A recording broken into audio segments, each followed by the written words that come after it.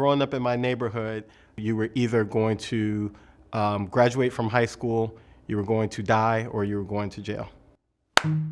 I grew up in Elyria, Ohio, about 5-mile drive from the west side of Cleveland, Ohio. This really nice planned community became drug infested in the mid-'80s with crack cocaine.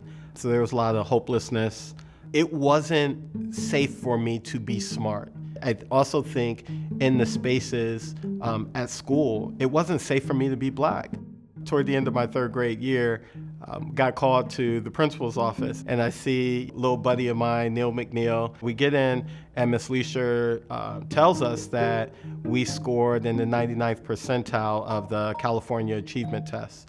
We were going to be in the Gifted and Talented program that the district had created. We would meet every Wednesday afternoon. I was the only black kid in this experience. 35 students, right? We're on the yellow bus. We meet up at one school, and we're going on this field trip, and I'm always the only one. And so by the time I hit high school, I was really rebelling against being part of that program. They wanted to place me in like a jobs program on the track to get a good blue-collar job once I graduated from high school. There was this one teacher who kind of picked up on what was going on, and he was an English teacher in the school. He was like, no, that's not gonna happen. We're not gonna do that.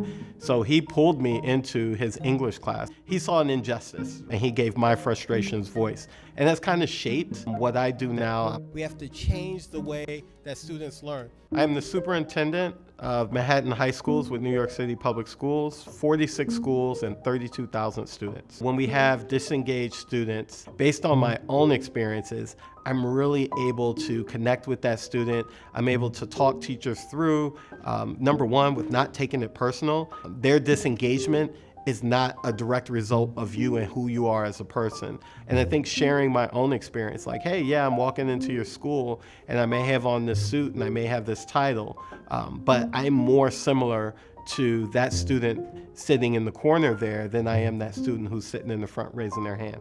I think 20 years from now, we need learners who are self-directed.